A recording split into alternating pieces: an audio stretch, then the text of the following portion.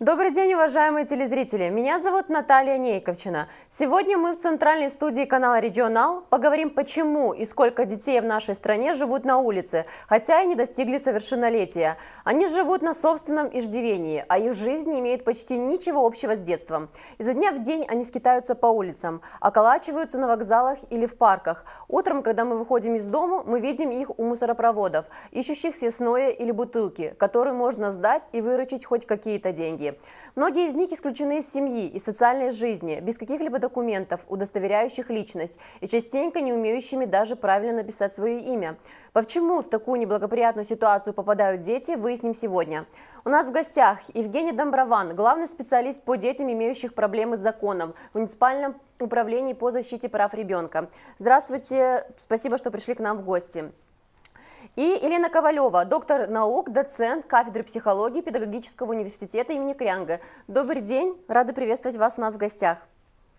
Наши передачи ведутся в формате телемоста. С нами сегодня будут беседовать студия АТВ города Камрата. Ольга, вы на связи, представьте, пожалуйста, своих гостей. Здравствуйте, Наталья, здравствуйте, уважаемые телезрители. Да, конечно, конфликтная обстановка в семьях, бедность, отсутствие должного внимания к детям, жестокое обращение с детьми, нестабильная экономическая ситуация в стране, безработица, несовершенство законодательной системы и многие другие причины в целом способствуют в большой степени возникновению детской безнадзорности, беспризорности.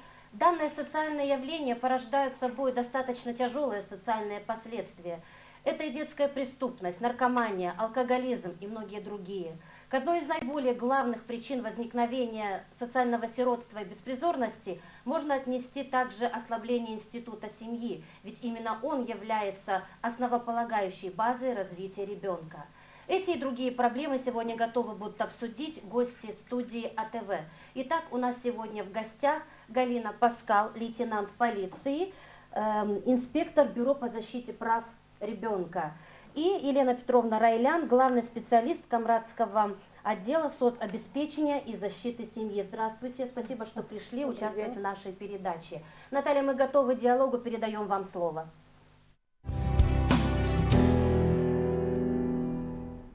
Господин Домброван, расскажите нам, действительно ли в Молдове существует такая острая проблема с детьми на улице? Да, такая проблема, безусловно, существует. Детей на улицах очень много. Детей из 90% из социально незащищенных слоев населения. И по последним, скажем так, цифрам за 2013 год обнаружено более 300 новых случаев бродяжничества, попрошайничества и детей, которые оказались на улице по вине как родителей, так и 300 новых случаев, это значит, есть еще и старые. Общее количество какое примерно? На данный момент у нас на учете находится 558 детей, оставшихся без... Это во всей Молдове, либо только по Кишиневу? Это цифры по Кишиневу. По Кишиневу. Да. А существует ли какая-то информация, какая цифра по всей Молдове, по всей республике? К сожалению, я вам такой цифры сказать не могу, но эта цифра 558 имеет в себе многие случаев из районов, скажем так. Очень много детей мы находим в Кишиневе, которые приехали сюда из северных, южных районов республики. И в основном это кто, мальчики или девочки? В основном мальчики. В основном мальчики, они, скажем так, активнее адаптируются к новым условиям, и им легче, скажем так, сорваться с места. Когда приехали, как правило, они приезжают группами, не по одному. А какого примерно возраста? Начиная от 13 лет в среднем. От 13 и до 16, до 15 даже больше. 16-17 лет такого практически нет. А кто это дети? Это дети, которые убежали из гимназий, интернатов, из общеобразовательных школ, из неполных семей, сирот, или дети, которые убегают даже из благополучных семей? Из благополучных семей случаи есть, но их очень мало, и они не имеют такой массовый характер, как побег детей из семей неполных, где есть только мать-одиночка, которая воспитывает как правило, не одного ребенка, а 3, 4, 5. То есть недостаточно внимания для того, чтобы уделить всем детям, и Да, просто кто-то оказывается обделен. Просто бывает, не хватает сил родителю поднять детей на ноги, но, скажем так, очень часто в таких семьях есть проблема алкоголизма. Елена Антоновна, вот если ребенок убежал из достаточно благоприятной семьи, хорошей, каковы причины? Эти причины не только для благоприятных детей-подростков, это причины всех детей, и в том числе и неблагоприятных. Ребенок, безусловно, получает какое-то определенное воспитание, и вот своим жизненным опытом, который он имеет, пусть небольшой опыт, он руководствуется в выборе своих определенных целей, что он хочет от жизни. Вы назвали возраст подростковый. Для подросткового возраста характерно отстаивание себя, осознание, кто я есть, в чем моя особенность, утверждение себя как личности в окружении именно сверстников. Обратите внимание, даже группы приезжают. Почему? Потому что здесь необходимо утвердить себя в другом качестве. Не в качестве и в роли послушного сына, а в качестве лидера, уважаемого именно сверстниками. То есть это основная причина – самореализоваться, самоутвердиться. Совершенно верно. Но, вот я подчеркиваю, способы самоутверждения в благополучных семьях у детей одни, им дают средства утверждения себя, социальные средства, а в неблагополучных семьях, где недостаточное внимание, умение, образование той же мамы в неполных семьях, здесь и внимание в том числе совершенно другие средства. Более того, дети сами ищут доступные им приемлемые средства, и они не всегда социальны. А если вот поговорить о детях, которые причинили насилие в семье, и они тоже убегают? Безусловно, это протест ребенка. Он хочет уважать себя, он чувствует себя личностью и заявляет окружающим, социуму, что он нуждается в уважении. Конечно, он может действительно еще ребенок, и вот эта претензия на взрослость, на уровень уважения как взрослого человека он не дотягивает. Но это общая тенденция этого возраста. Поэтому родителям обязательно нужно внимательно к этому возрасту относиться, оказывать внимание ребенку и его потребностям, которые, видимо, недостаточно осуществляются, удовлетворяются в этот период. Дети на улице – это чаще всего малолетние преступники, или это дети, лишенные родительского внимания, лишенные крова, предоставленные себе и, в общем-то, улице? Изначально они в большей степени безнадзорны, предоставлены самим себе. Но в дальнейшем в поисках, проявляя свою активность в добывании средств, в утверждении себя, они могут совершать именно насилие. Кроме того, если мы говорим, что это дети, допустим, из неблагополучных семей, они уже знают, в их опыте есть присутствие насилия. Они допускают применение насилия относительно других детей, других граждан и так далее. То есть для них это обыкновенно, приемлемо, чем и отличается от детей в благополучных семьях. То есть преступниками не рождаются, ими становятся, их делает такими улица, да? Вы знаете, в психологии есть разные теории развития, но многие из этих теорий сходятся к тому, что личность человека, его развитие определяет как генотип, с одной стороны, то есть наследственность, а с другой стороны среда. И на одних периодах наследственность в большей степени значение имеет, допустим, это раннее детство, а потом уже воздействие среды определенное значение имеет. И то, что мы получаем в 10, в 12 и так далее, в подростковом возрасте и дальше в юношеском возрасте, все это результат того, как проходило развитие ребенка до этого времени. То есть если ребенок имеет какие-то генные преступные с нарушением, и если его через период времени, в лет 7-6, внедрить в среду нормальную, социально благополучную, то есть у ребенка проблем не может возникнуть с законом? Они могут возникнуть, но эти проблемы будут не столь значительны, потому что сама благополучная среда, она будет нивелировать вот эти проблемы. Потому что, допустим, мышление ребенка, его способности, импульсивность, которая присутствует детям с неразвитым мышлением, здесь оно будет сглаживаться какими-то привычками, какими-то способами поведения, которые ему прививаются, и моделями более благополучного поведения. Поэтому, безусловно, даже в самом худшем состоянии ребенок должен находиться в благополучных, приемлемых условиях, а не на улицах, около помоек и свалок. Господин Доброван, вот вы имеете контакт с детьми, которые на улице, личный. Скажите, какое количество из них имеют проблемы с законом? Практически все. Как уже было ранее сказано, у многих из детей отсутствуют привитые какие-либо инструменты социализации. Многих из них действительно искренне не знают, что воровать это плохо, воровать это нормально, если этого требует жизнь. То есть они не знают даже каких-то общеизвестных норм поведения? Зачастую нет, у них нет, зачастую не бывает каких-то бытовых навыков. Если речь, допустим, идет не только о детях, которые выросли в социально неблагополучных семьях, но также есть дети, которых бросили родители еще при рождении. Или временно неполных семьях. Временно неполные, которые, причем, если родители отказались от ребенка в раннем возрасте, либо сразу после рождения, возможно, даже это не так плохо, чем когда отказываются от ребенка в 6, в 7, в 10 лет, когда мама говорит, я не могу с ним справиться, заберите его куда-нибудь. И вот этот посыл матери к нам, что она отдает все свои полномочия, я не могу больше с ним справиться, он уже не под контролем.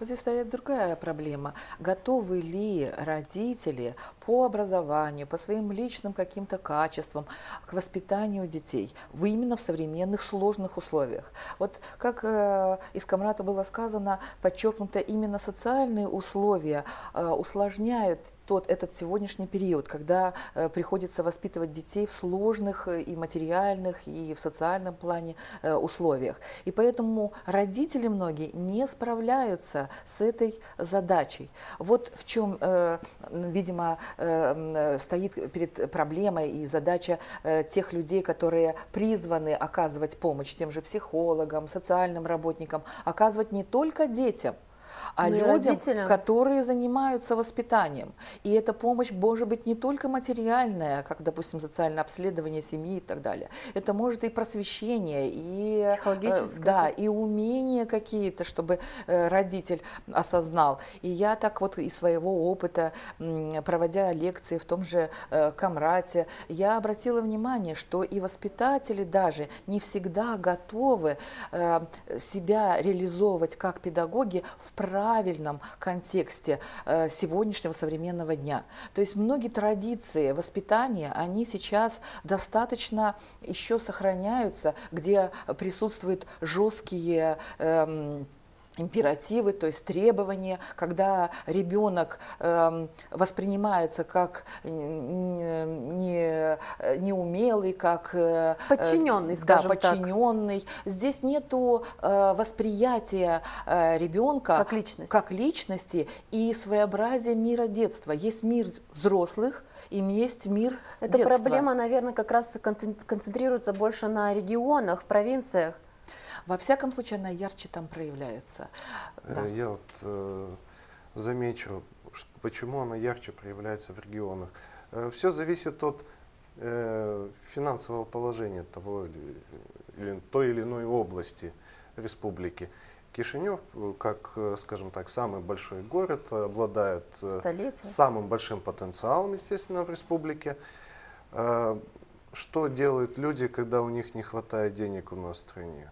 они едут за рубеж. С кем оставить детей? С бабушками, с дедушками, дяди, тети, ближайшие родственники, вплоть до соседей. Соседи, родственники сначала рады, а потом приходит осознание, что это не на время дали ребенка, это нужно его вести до совершеннолетия.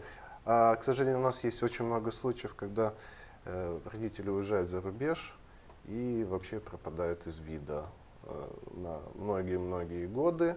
Дети предоставлены сами себе. Предоставлены сами себе, дети вообще не знают, что такое семья, скажем так, такое своеобразное насильное внедрение ребенка в абсолютно другую среду, вроде бы тоже как бы семья, тоже есть свои какие-то традиции, нормы, правила, но практически любой ребенок чувствует, что это не то, это не его здесь не должно быть. И что ребенок делает? Ребенок убегает. Спасибо. Сейчас у нас есть возможность ознакомиться с ситуацией в Камрате. Ольга, передаем вам слово. Спасибо, Наталья. Наши гости согласны, что проблемы детской безнадзорности и беспризорности должны решаться незамедлительно. Они требуют глубокого осмысления причин возникновения серьезного отношения всех субъектов общества, государственных структур, социальных работников, ученых и общественных организаций. Ведь дети – это будущее общества, его богатство. Поэтому необходимо и очень важно уделять повышенное внимание проблемам безнадзорности, беспризорности, ведь именно в семье растет и развивается ребенок, получает первые необходимые социальные навыки, в семье закладываются жизненные ценности и ориентации. И немаловажно, как и в каком ключе происходят данные процессы. Иначе что можно ожидать от необразованных молодых людей, выросших на улице? Поэтому создание благоприятных условий для детей – наиболее важное направление государственной и общественной политики. По крайней мере, должно стать таковым. Давайте посмотрим сюжет по поднятой проблеме и обсудим ситуацию, как обстоит она в Камрате. Мы просим в центральной студии включить наш сюжет. Социально-экономический кризис и порожденные им многочисленные проблемы негативно сказались прежде всего на социальном положении и социализации подрастающего поколения. Среди проблем детского неблагополучия одна из наиболее значительных – безнадзорность несовершеннолетних, защита их прав, реабилитация и адаптация к жизни детей, отторгнутых семьей, школой и другими социальными институтами. Безнадзорность детей и подростков – социальный фактор, игнорировать который опасно для общества в целом. В современных условиях ситуация с детской безнадзорностью стала одной из главных проблем детства. Когда раньше уходила из дома, и меня когда полиция искала, и я тогда познакомился с Галиной. А почему ты из дома уходил? Ну, потому что бабушка иногда выпивала и выгоняла меня. Угу. А мама твоя где? Мама в Москве, она сегодня приезжает. Надеешься, что приедет, да, обещала? Обещала своему. Вот. А когда ты уходил из дома, ты где обычно? Ночевал, что кушал? Ну, Бринц у друга. У друга был. Чужой человек, как он его считает другом? Он тебе чужой, Коль, не родственник. Вы раньше друг друга не знали, да? Ну как, я там работал с коровами. Ты пас коров. А на какие вот ты говоришь, что ты приезжаешь сюда, откуда ты деньги берешь? Ну, бабушка дает. Бабушка дает. И ты не хочешь с бабушкой находиться? Нет. А почему? Что она меня выгоняет. Одна из форм решения проблемы детской безнадзорности – работа Бюро защиты детей инспекториата полиции, большое место в работе которого занимает профилактика правонарушений, нравственное воспитание оступившихся подростков, поддержка детей, попавших в трудную жизненную ситуацию. Таких детей у нас очень много. Вот в основном в последнее время многие случаи у нас сталкиваемся с такими детьми, которые родители уезжают, оставляя детей на попечение своих бабушек, которые уже в престарелом возрасте и не в состоянии просто уследить за своим ребенком. Вот такой случай, как у нас был в воскресенье, на понедельник позвонили, одна бабушка, оставили ребенка одной бабушке, оказалось, что он не дошел до другой бабушки. В этом возрасте дети нуждаются в помощи психологической. Дети хотят поделиться, особенно детям, которые 16-17 лет. У меня есть мальчик Щек Майдан. Он говорит: Галина Васильевна, мне просто хочется поговорить. С кем поговорить? С деду, которого на меня оставила 80 лет, деду и 2 операции перенес сейчас на данный момент. Мне просто хочется, дети ищут общение и внимание. Вот хотелось бы затронуть эту тему, чтобы родители, которые уехали, может, они увидят эту информацию от вас с прессы и призадумаются, и будут приезжать чаще, чтобы увидеть, как живут их дети, чем живут, как они обучаются, какая помощь им нужна. К инспекторам Бюро защиты детей предъявляются повышенные требования, что вызвано характером повседневной кропотливой работы с детьми и подростками группы риска, требующей необходимых знаний, особенностей развития детской психологии, умения общения с ними, высокой культуры, постоянного совершенствования своих юридических и педагогических знаний. Готовы продолжить наш диалог. Итак, мои вопросы будут адресованы лейтенанту полиции, инспектору Бюро защиты прав ребенка Галине Васильевне Паскал. Галина Васильевна, скажите, пожалуйста, что говорит статистика о количестве таких детей в Камрадском районе? Ну, обо всей статистике я не могу сказать по всему Камрадскому району на данный момент, потому что мы работаем с социальными ассистентами, у них своя статистика, но именно что касается полиции, это Бюро защиты детей. На данный момент у меня на профилактическом учете находится 66 несовершеннолетних и 12 семей, которые находятся в состоянии риска. Мы этих людей постоянно проверяем. И хотелось бы подчеркнуть, вот я слышала информацию в Чечне, что там прозвучало, что есть несовершеннолетние, которые даже по мусоркам ходят. Я могу сказать смело, что у нас таких детей нету по Камрадскому району. Мы выявляем, исходя из рейдов, и эти семьи мы знаем. Это те семьи, которые у нас были давно, мы работаем. Если даже на данный год мы доработали 5-6 семей, 8, но такого прямо как в Чечне, я говорю смело, что у нас такого нету. Да, я тоже обратила внимание, что в Кишиневе ситуация серьезнее, у нас отличается, но вместе с тем есть, наверное, какие-то общие черты. Могли бы вы поделиться вот алгоритмом? Какова работа, вот как проводится работа с детьми, скажем так, группы риска? Ну, в первую очередь мы выявляем такую семью. Выявляем, или бывает сообщение с посторонних лиц, это я имею в виду граждане наши Камрадского района, звонят и говорят, что такой-то, такой-то случай. Бывает, что мы выявляем их во время рейда, потому что постоянно проводим рейды в ночное время. Выявляем их на дискотеках, бывает в ночное время в барах, в семьях, не в семьях, извиняюсь, а в местах скопления, где мы уже знаем эти места, где они находятся, спрашиваем проблему, работаем с ними, определяем причину, по какой причине он ушел, условия. Потом, конечно, мы совместно с социальными работниками, педагогами, психологами, у нас есть прекрасные психологи, если требуется на то, как случай был у нас в Кирсове недавно, мы привлекаем медика, работаем совместно в направлении на благо ребенка, пишем ходатайство. Вы знаете, что в каждой примарии у нас есть комиссия по защите прав ребенка, так как нам так даже легче, потому что они знают этого ребенка, знают от начала семью, почему такое произошло. И работаем, пишем ходатайство в органы опеки на имя примара, работаем очень тесно, и помощь я вижу огромная. То есть работа налажена? Налажена работа. Скажите, пожалуйста, Галина Васильевна, вы сколько лет уже в этой системе работаете? Да, я работаю 6 лет в органах внутренних дел. 6 лет. Да. Вот за это время вы можете определить благополучность и неблагополучность ребенка? То есть каков портрет, по каким признакам вы определяете, что это ребенок вашей категории или предмет вашей работы? Да, этого ребенка очень легко определить, потому что в первую очередь этот ребенок неопрятен. Конечно, психологически видно замкнутый, потому что он постоянно по движениям, по разговору. Можно определить сразу такого ребенка от нормального. Я имею в виду, это тоже нормально, не хочу их обидеть, не дай бог. Но имею в виду, сразу можно определить такого брошенного ребенка. Ну, в основном по виду, там видно, ребенок неопрятен, грязно одетый, голодный, да? Поведение. А вот инспектор Бюро защиты детей, это прежде всего полицейский или педагог, психолог? Вы как определяете свою деятельность? У меня юридическое образование, но в связи с опытом работы, 6 лет я работаю в этой сфере, так как я сама с Камрадского района, мне очень легко, потому что я знаю эту семью. Если я вижу, вот недавно в воскресенье, когда был случай, я посмотрела на мальчика, говорю, я знаю, чей он с Камрата, живет за ЛПГом, и мне легко работать с этим детьми, потому что я их узнаю от того, что я местная, и очень многие знаю. Всю жизнь прожила в Камрате, я этих детей просто узнаю. Хорошо, Галина Петровна, вот а кто, на ваш взгляд, мы слушали дискуссию в Центральной студии, кто, на ваш взгляд, все-таки больше виноват в таком асоциальном поведении детей? Ну, это громко сказано, я даже не знаю. Здесь, как сказать, здесь очень многие факторы, потому что просто сказать, что кто-либо, смотря какой случай, какая обстановка, обстоятельства. То есть все индивидуально? Да, да. Индивидуально. Хорошо, я хотела спросить еще, какие специальные рейды у вас проводятся все-таки по профилактике беспризорности, безнадзорности? Да, у нас постоянные рейды, и вот даже в субботу мы запланировали. Вы знаете, что 23 февраля у нас есть рейды, у нас есть операции заботы постоянные.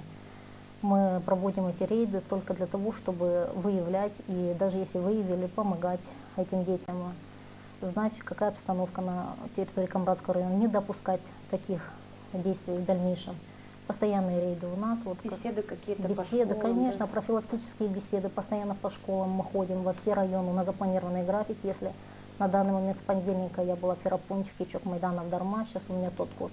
Кангас, у нас постоянно есть и графики, работаем с этими детьми. И педагоги сами тоже постоянно, я это знаю точно, читают лекции, проводят. Вы сотрудничаете с ними? Да, да. Это... Какую-то тематику им рекомендуете? Галина Васильевна, вот ваши питомцы, ребята, с которыми вы общаетесь, они осознают серьезность своего положения или для них это уже норма такая поведение? Ну, я вам скажу, в зависимости от возраста. Вот у ребенка, которого взяли интервью, ему 8 лет. Я не знаю, это мое мнение, но мне кажется, он не осознает. Ребенок сказал правду, как есть, понимаете? Он из-за того, что условия такие жизненные, вот это произошло. Я не знаю, но я вот хочу подчеркнуть, что вот эти дети, которые, как вы называете, они там безнадзорные, я вам скажу, что эти дети очень умные, и в зависимости от того, что у них получилась вот такая обстановка, ситуация, эти дети до того умные и более как бы быстро повзрослели. С ними адаптируются легко, к условиям. да, адаптированы, и вот с ними очень легко работать. Он сразу говорит, кто родитель, где живет, как, если от нормального ребенка он скажет, но вот мне легко с такими детьми, я не вижу проблем от этих детей, я их люблю, они приходят, постоянно отмечаются у меня каждую неделю, сами приходят. Если есть кто-то из взрослых, с опекуном, конечно, если нет, педагога приглашаем или социального работника и проверяем. Галина Васильевна, а вот вырастают они, уходят, скажем так, из-под вашего крылышка. Есть ли у вас какая-нибудь информация о том, что потом с ними происходит, когда они вот уже уходят? Ну, информацию вот конкретно не могу сказать, но я знаю людей, вот со Светлого есть у меня мальчик, который стали людьми, он сейчас имеет свой цех, работает по дереву. Я не могу сказать за каждого ребенка, да, но знаю, что есть очень многие, которые стали людьми и довольно-таки благополучно живут дальше. То есть это еще не условие для того, чтобы ребенок стал впоследствии преступником? Ну, извините, смотря от возраста. Если ребенок совершил преступление в 17-18 лет, я не могу сказать, что он дальше будет сидеть тихо дома. Да. А вот именно 8 лет, 9 лет, вот зависит от возраста, их очень легко исправить. Потому что дети это дети, они как ангелы, их спокойно можно исправить. Если дать им нормальный образ жизни и условия, то они будут, конечно же, жить так, как надо. Что вы считаете главным в своей работе с такими детьми? Ну, главное у нас по нашему закону, приказу и вообще по жизненному случаю мы защищаем детей и защищаем их в первую очередь, предоставляем безопасность их во всех случаях. Мы стараемся создать им условия. Совместно с социальными ассистентами, вы знаете, в Кишиневе есть многие детишек, мы с Камбратского района туда отправляли. Есть временные центры. Если на данный момент у нас в Камбрате их нет, нам очень трудно, потому что, находя ребенка ночью, это не первый случай, когда я сижу с ними в кабинете, до утра, чтобы пришли остальные, подключились и соцассистенты, и педагог, и психолог, вот с этим мне очень трудно. А так нам есть помощь со всех сторон, днем нет проблем, сразу звоню, социальный ассистент приходит, психолог, врачи, все, кто нужно, подключаемся и определяем ребенка дальше. Хорошо, конечно, действительно трудоемкая, тяжелая работа. И вы работаете в тесном сотрудничестве также с органами опеки. Да. Вот следующие мои вопросы, Елена Петровна. Хочу спросить, вот по вашей статистике, каковы масштабы социального сиротства сегодня у нас по Камрату или по Камратскому району, что вы можете нам сказать? Ну, вот я вам скажу, сегодня статистика такая. Взята с 2009 года по 2013. Выезд за пределы республики на заработки родителей было в 2009 2062, в 2013 1955. Практически не изменилось. Люди выезжают, родители, и дети остаются дома. Это один родитель. Оба родителя, 661 родитель в 2009 году, в 2013 657. Та же статистика, да. На сегодняшний день у нас из этой категории детей, выезжающих родителей, действительно большая проблема. Есть родители, которые просто выехали, как было сказано, кишиневскими представителями и Галиной, они уехали и забыли о своих детях, годами не вспоминают о них. Так в этом случае подключается социальный ассистент совместно со школой, с управлением здравоохранения, с полицией, сотрудниками полиции, и мы выявляем и определяем статус этих детей. Или находим родственников, родных, близких, оформить опеку над ними, или же определяем их в какие-нибудь специализированные заведения до решения вопроса общения с родителями, это привлечение родителей к ответственности, родительским обязанностям, или же определение статуса ребенка брошенного, лишаем родительских прав родителей, которых не можем найти, или которые в этом подходят под этот статус. Много сегодня таких вот? Ну, я скажу, что на сегодняшний день у нас, кроме того, что мы лишили двоих матерей родительских прав, одну в отношении 6 детей, одну в отношении 2 детей, у нас на учете еще стоят 2 родителей, которые на сегодняшний день считаются больными. Мы их определили в центр для лечения детей, а родителей забрали родственники подлечить. Будем надеяться, что восстановим эту семью. Лена Петровна, вот мы с Галиной Васильевной говорили о профилактике безнадзорности, а органы опеки ведут какую-нибудь работу по профилактике в вашем русле? Да, у нас, как отметила Галина, что у нас в каждом населенном пункте введена единица социального ассистента. Эта единица отвечает за учет детей, которые остаются без надзора.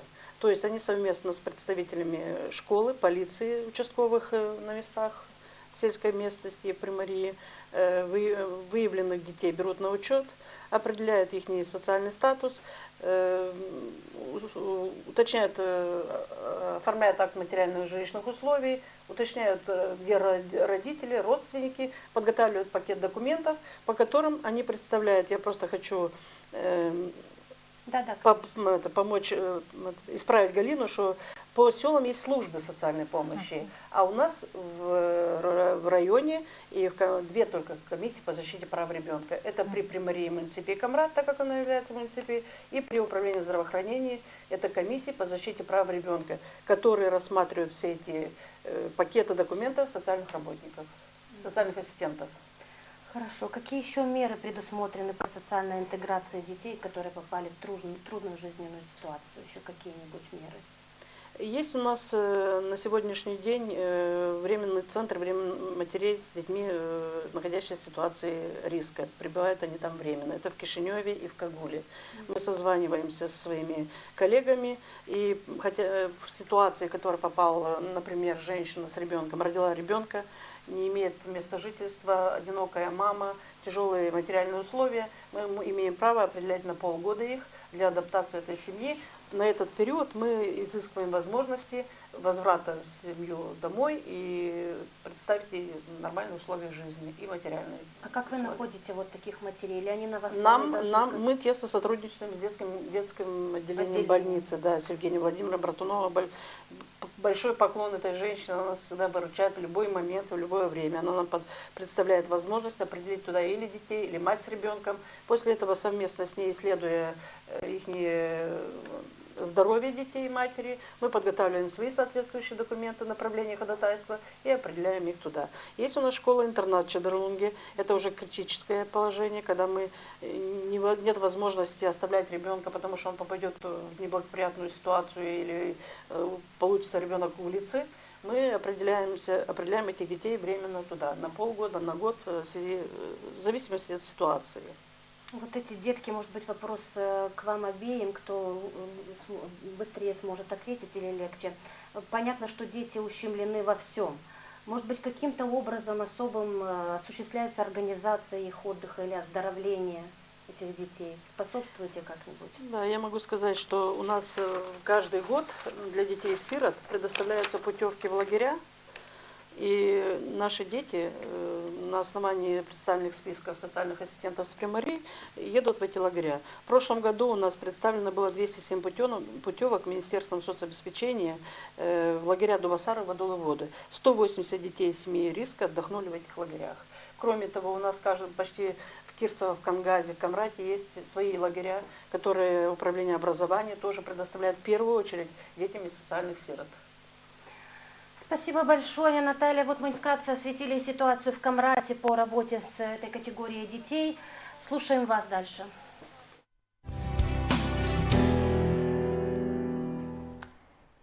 Уважаемые гости, вот мы ознакомили с ситуацией в Камрате, действительно было сказано очень много интересного. Возник такой вопрос. Говорилось о том, что у многих детей, которые по каким-то причинам остаются на улице, могут найти вечером в увеселительных заведениях, на дискотеках, в кафе. Возникает вопрос, как хозяева и администраторы позволяют лицам несовершеннолетним проходить в такие вот заведения? В Кишиневе такая система. Да, конечно существует? же, есть. В основном это интернет-клубы. Мы регулярно проводим рейды по этим клубам. Скажем так, какой ответ, почему, что у вас делает несовершеннолетний, явный. Это не так, что ребенку может быть 17 лет, а у него уже, скажем так, Щетина. борода. То есть видно, что это ребенок. Почему он здесь, почему вы его... Нам их жалко, им некуда идти. Я говорю, вот конкретно этому ребенку есть место и в центре, есть и может в конце концов, хоть мама и лишена родительских прав, он с ней связывается, ему, ребенку удобнее так. И, скажем так, работающим в подобных заведениях и успокаивает таким образом свою совесть, превращаясь в своеобразный костыль для ребенка, где переночевать, если что, переночую в интернет-кафе, лишая ребенка каких-то посылов к инициативе, да, что-то изменить. Но, к сожалению,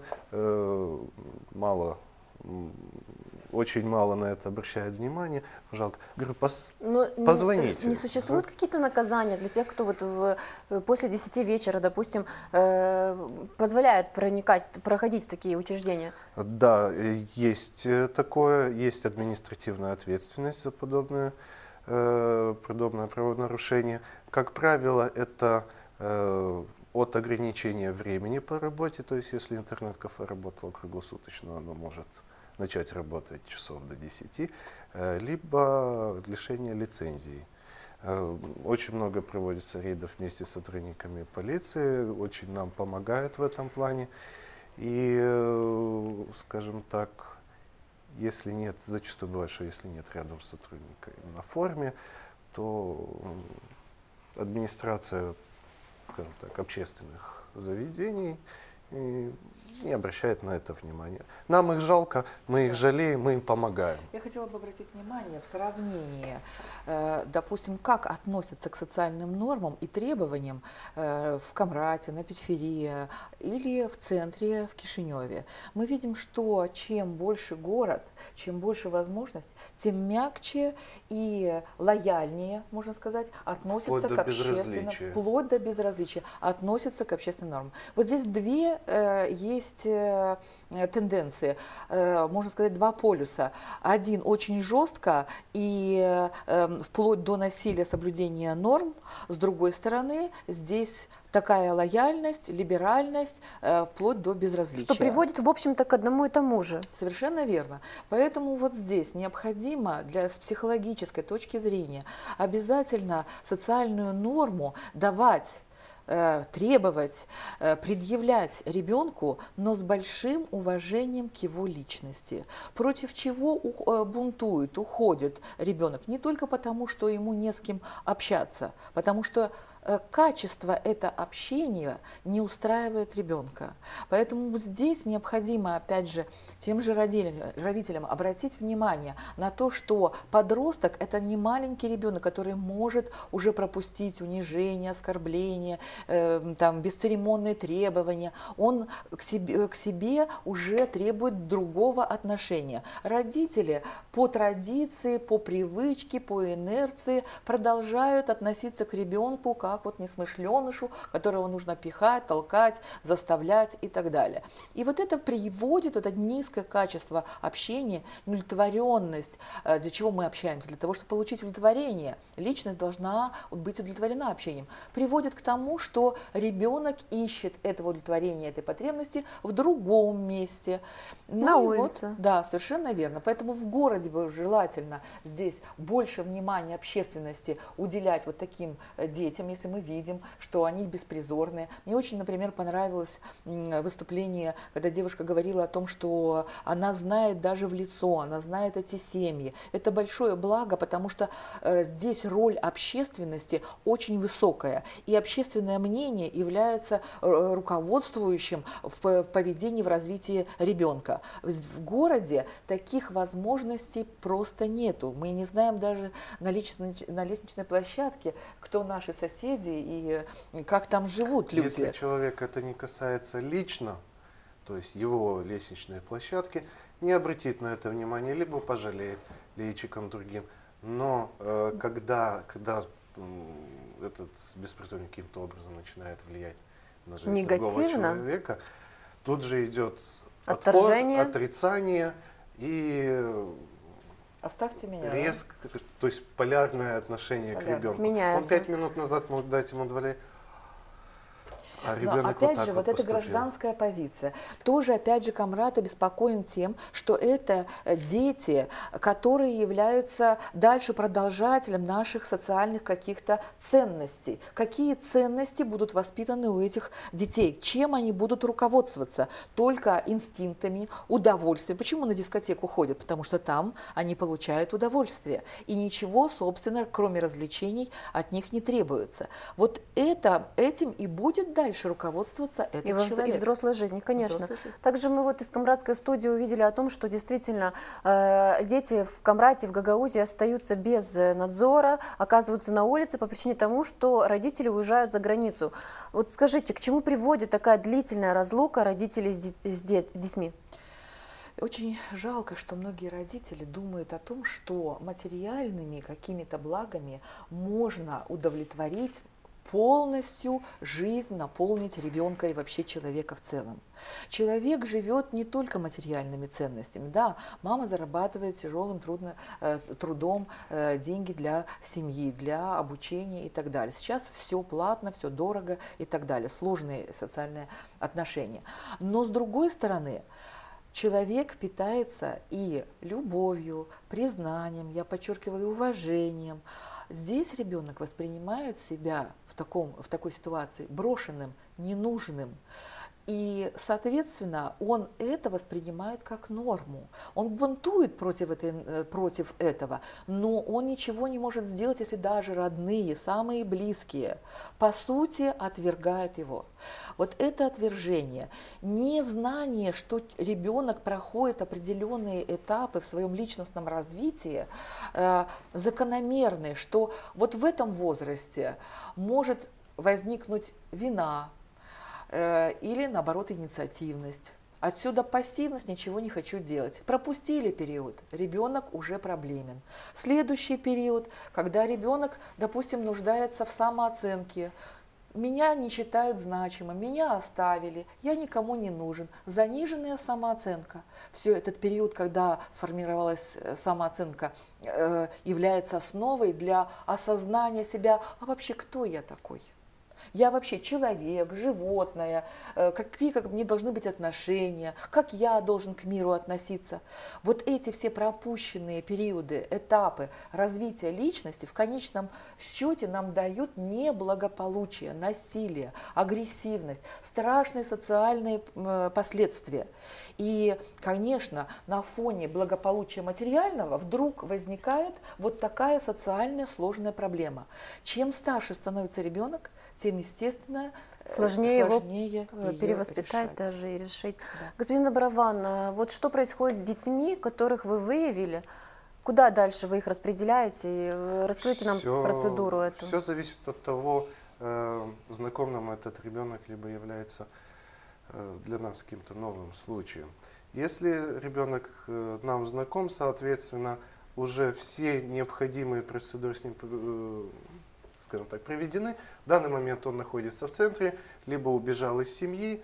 Как правило, вопрос решается очень быстро. Если же это новые случаи, то в первую очередь ребенок помещается в больницу для проведения всех необходимых медицинских процедур, поскольку улица есть улица, и ребенок может зачастую сам не знать, что он чем-то болен. Они своим здоровьем абсолютно не занимаются. После этого, то есть в процессе, пока он проходит лечение, мы выясняем его личность, почему нам приходится это делать. 99,9% детей врут, где они Проживают, и кто они откуда такие. они. Да, напомню один случай, который, скажем так, имел довольно большой резонанс и в средствах массовой информации, когда двое детей, их нашли двоих детей, они сказали о том, что бабушку увезли в больницу, они остались на улице, не могут зайти в дом, остались без ключей. Проживают там-то, там-то.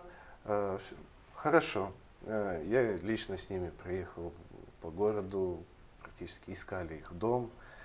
Дом, естественно, так и не нашли. А в обсуждении этой новости разбирается, куда смотрят люди, почему, неужели соседи не видели, неужели... Да и родственники вообще, в любом случае должны быть какие-то. Почему полиция тоже, родственники должны быть. Эти двое детей из района Штефанвода, они очень долго тут находятся, они занимаются попрошайничеством, воровством, своеобразные, можно сказать, гастролеры по всей республике. И вот попытался я вот сложить у вас такой психологический портрет, им по 13 лет. То есть, несмотря на то, что достаточно небольшой возраст, у них достаточно уже большая биография и... Они, да, причем, скажем так, могут ввести в заблуждение любого человека. Понятно, это своеобразный защитный механизм, который они применяют по отношению абсолютно ко всем, вне зависимости от того, знают они что-то, не знают. И в свете этого случая хотел бы попросить всех, который кто-либо сталкивался со случаями попрошайничества, если видят, что где-то семья неблагополучная, а также прошу об этом преподавателей, директоров школ, детских садов. Не стоит умалчивать об этом. Чем раньше мы это выявится, подхватим, тем легче это тем будет решено. это легче и безболезненнее для ребенка, чем когда уже будет поздно. Я хотела добавить, вот вы сейчас подчеркнули, да, они уже много знают, у них опыт какой-то, пусть опыт этот негативный, но они чувствуют себя взрослыми и значимыми. Вот эта потребность детей, особенно в подростковом возрасте, чувствовать себя значимыми и взрослыми. Она проявляется именно на улице у них. Совершенно В том-то и верно. проблема, что не совсем так. Они очень четко определили, когда их будут жалеть. Они должны оказаться для других, для взрослых, маленькими, беззащитными, попавшими в сложную ситуацию. Вы фиксируете сейчас внимание на лжи, которая, естественно, является, правильно вы сказали, защитным механизмом. Это инстинкты. Мы знаем лис, которые тоже притворяются для того, чтобы, да, это инстинкты. Вот ситуация в том, что потребность ребенка быть взрослым, она должна осуществляться не такими способами, которыми они вот сейчас, воровство, там, попрошайничество, а другими. Я бы хотела привести пример или напомнить просто нашим слушателям о педагогической практике Макаренко. Он же занимался тоже так же вот этими беспризорными детьми. Что явилось для него способом достижения такого оптимального результата, такого, который сейчас опыт перенимается коллективной жизни в американских школах и так далее. Это наше достояние.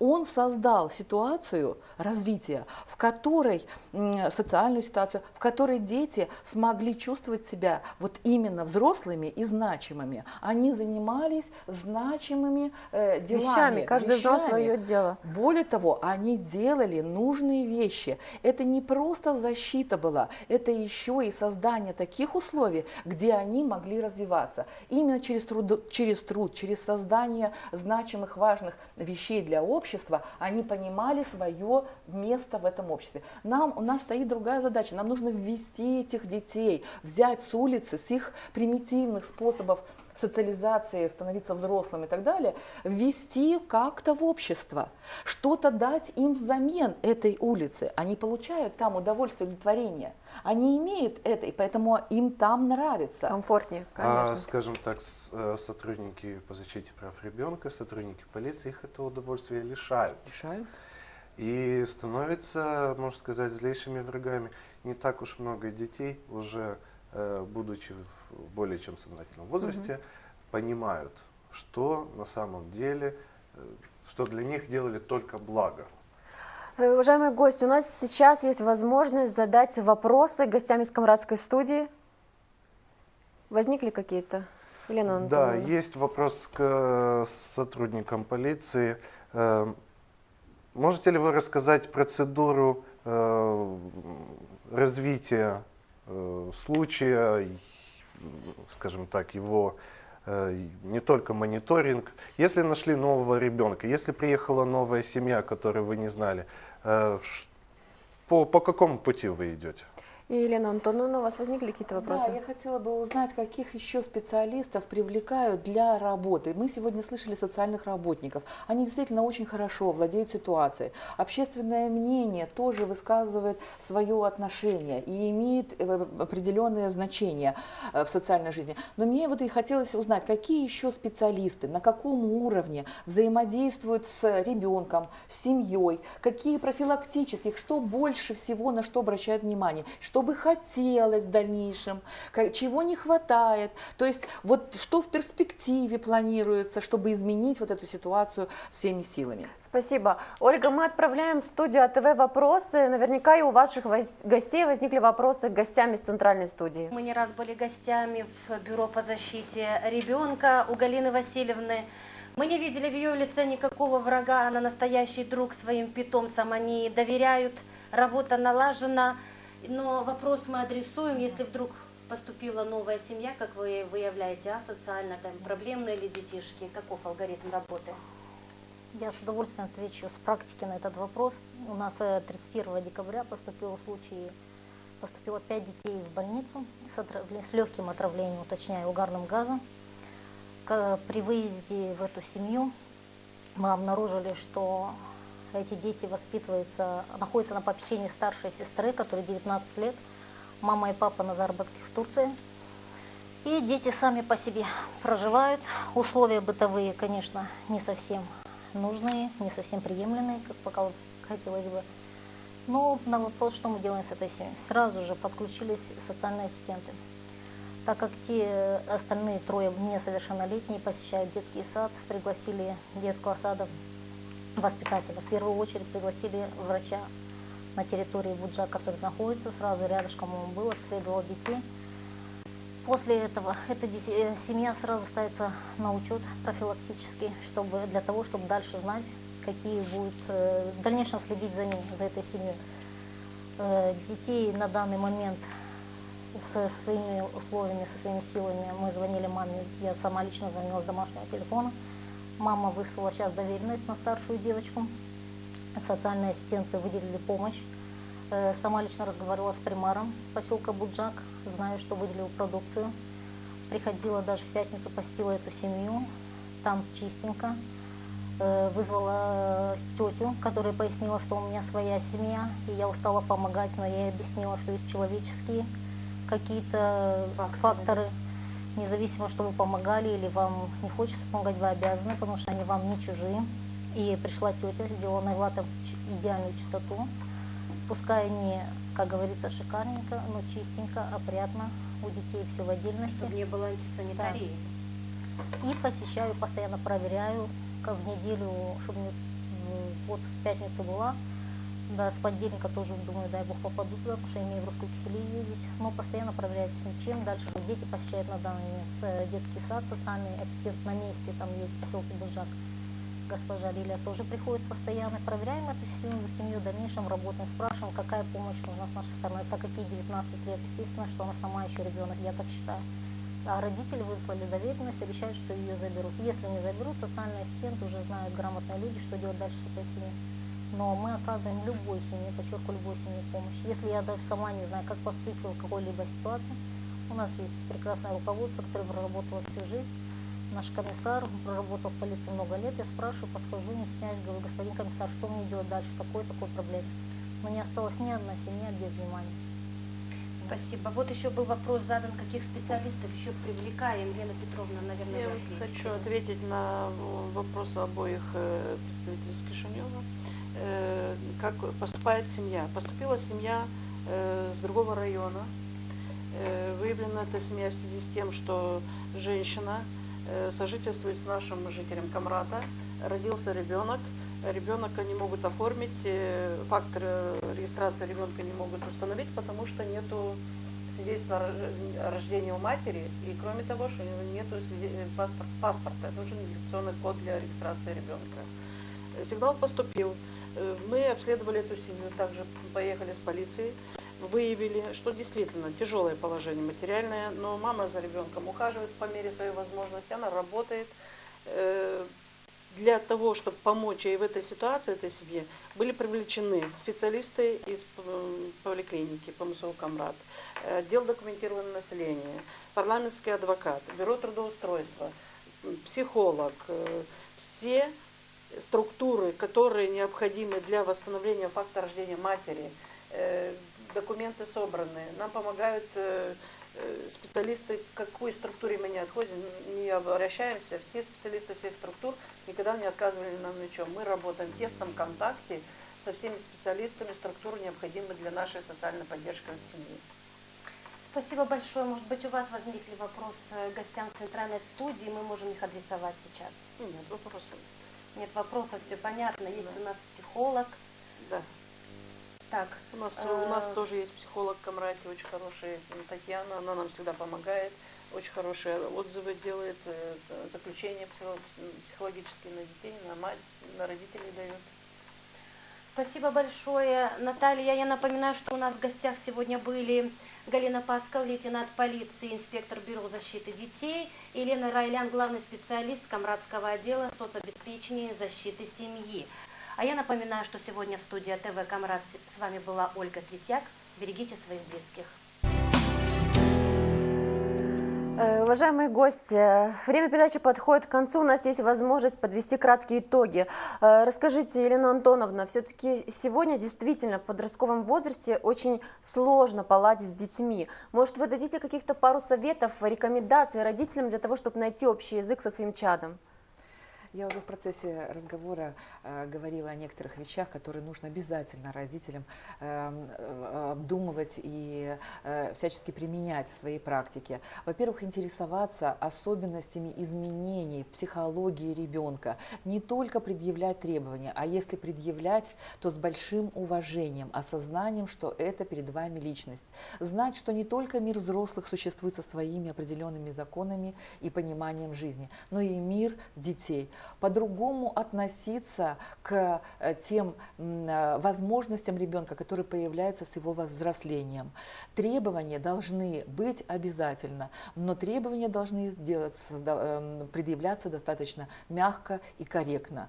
Кроме того, наладить контакты с детьми для того, чтобы конфликты, которые всегда случаются в семье, чтобы они не носили затяжной хронический характер, чтобы эти конфликты правильно, брать ответственность, правильно реализовывались и только во благо конструктивно. Потому что любой конфликт может нести как деструкцию, разрушение, так и, безусловно, какие-то конструктивные моменты. Использовать все возможности, ситуации педагогические, которые возникают в контактах, в общении, в привычной жизни ребенка для его развития и воспитания. И побольше находиться с ним рядом. То есть любовь, ласка, внимание – это всегда нужно для ребенка и любого человека. Спасибо. Господин Абраван. Не будьте слепыми, старайтесь видеть, что находится вокруг вас. Попытайтесь это изменить, помогите ребенку, но не лейчиком двумя успокоив таким образом свою совесть, а помочь, скажем, так, как намного глубже, так как мы это уже обсуждали. И тогда, может быть, мир станет немножечко лучше. Спасибо, уважаемые гости, за то, что приняли участие в нашей сегодняшней передаче. Спасибо студии ТВ за участие в нашей сегодняшней передаче. Я напомню, у нас в гостях были Евгений Доброван, главный специалист по детям, имеющих проблемы с законом, и муниципального управления по защите прав ребенка, и Елена Ковалева, доктор наук, доцент кафедры психологии Педагогического университета имени Каянга. Ежегодно сотни детей в Молдове остаются без семьи и крова. Причин много, не последние среди которых это бедность и равнодушие родителей. При этом число детей растет постоянно. Это огромная проблема для нашего государства. Антон Семенович Макаренко говорил: «Наши дети – это наша старость. Правильное воспитание – это наша счастливая старость. Плохое воспитание – это наше будущее горе. Это наши слезы, это наша вина перед другими людьми». С вами была Наталья Нейковчина.